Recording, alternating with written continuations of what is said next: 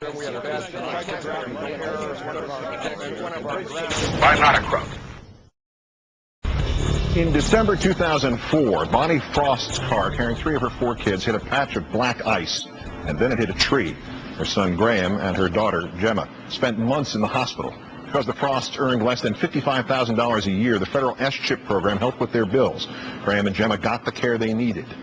Last month, Graeme asked President Bush to expand S-chip to other low-income and middle-class kids. The right wing responded by calling for Graeme to die. In our third story tonight, his parents have decided to give their first TV interview, and you will meet them in a minute. First, the remarks that drew right-wing fury, directed at a 12-year-old boy with a partially paralyzed vocal cord. My parents work really hard and always make sure my sister and I have everything we need. But the hospital bills were huge. We got the help we needed because we had health insurance for us through the CHIP program. But there are millions of kids out there who don't have CHIP, and they wouldn't get the care that my sister and I did if they got hurt. Our parents might have to sell their cars or their houses, or they might not be able to pay for hospital bills at all. What other kids is Graeme talking about? S-chip currently covers 6 million children, too poor for insurance, but not poor enough for Medicaid. But a growing number of Americans, 2 out of 5, are not covered by employer insurance. 47 million don't have any health insurance. That number is also up, the number of uninsured children increasing by 600,000 last year alone. So Democrats want to expand S-chip to cover 4 million more kids. That costs $7 billion a year. Enough Republicans agree that the Senate approved the expansion with a veto-proof majority. The House vote was about 20 short of veto-proof, so the president vetoed it. The House will try again on Thursday.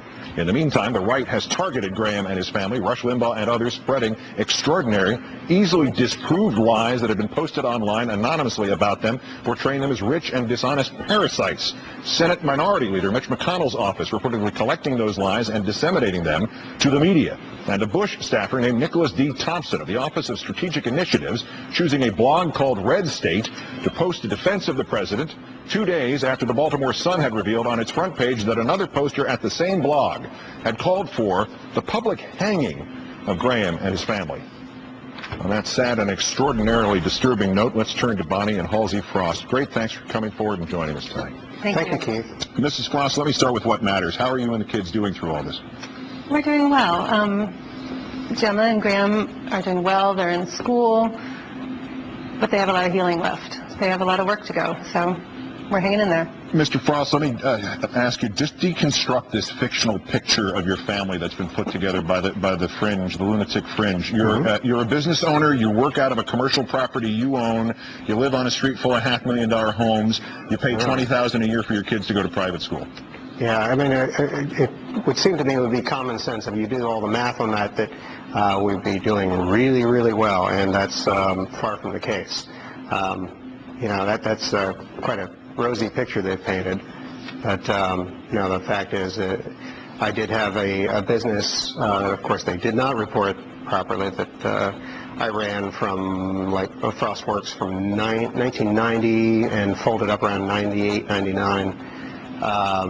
Went as far as incorporating that, actually carrying health insurance, and actually that was probably one of the nails in the coffin of that business. It became cost too much to bear for that.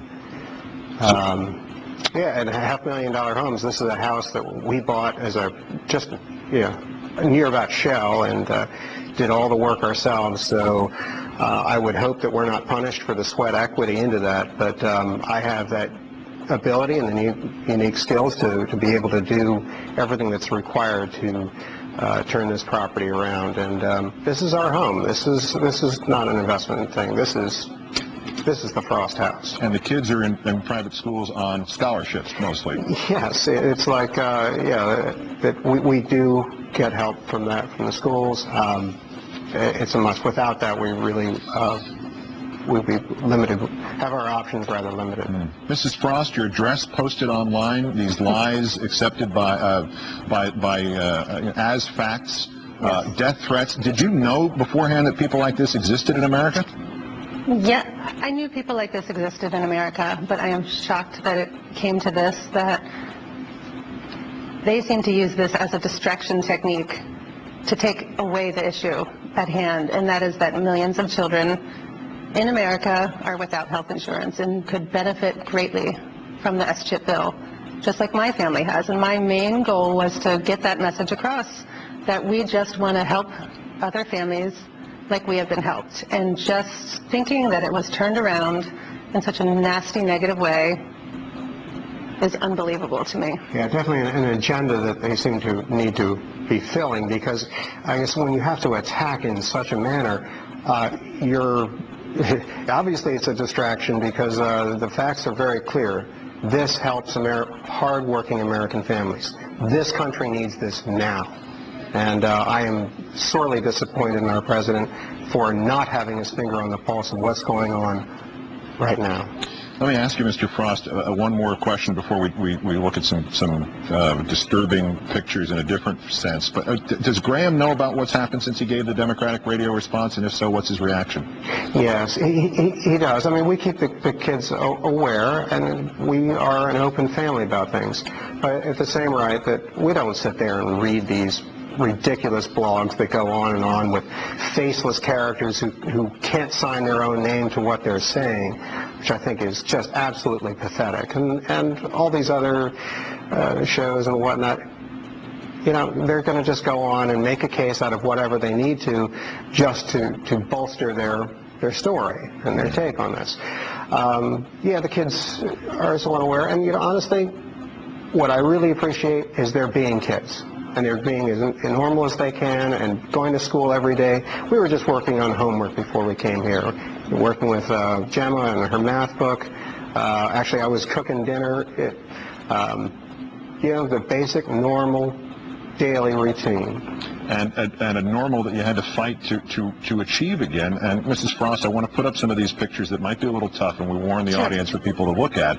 But earlier today, we'd asked you if you had any photos that might illustrate what you and your kids went through.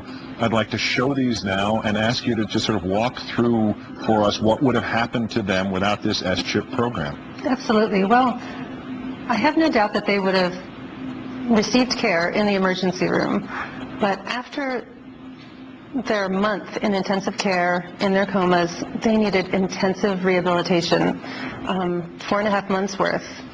And so that people understand I mean, we could just say rehabilitation, but we're saying, like, this is like having babies again, learning how to... Gemma had to learn how to talk and walk and do everything again. She couldn't get herself dressed, she couldn't read, she couldn't write, she didn't know how to go up the stairs. You had to teach her how to go up the stairs. Graeme could not eat.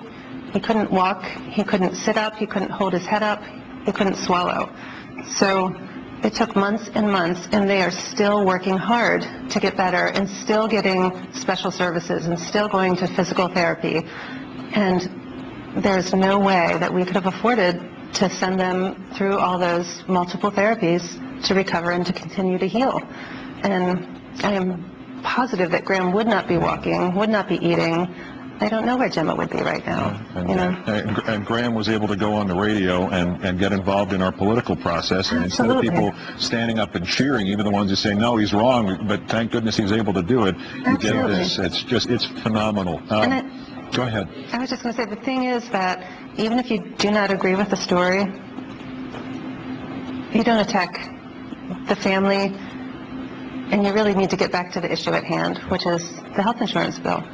Halsey and Bonnie Frost, again, since the Rush Limbaughs of this world aren't going to be man enough to apologize to you, and Graeme will do so on their behalf. We're sorry the media has gotten this bad. Great, thanks for coming on with us tonight.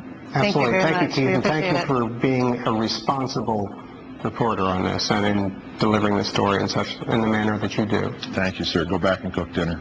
Thank you.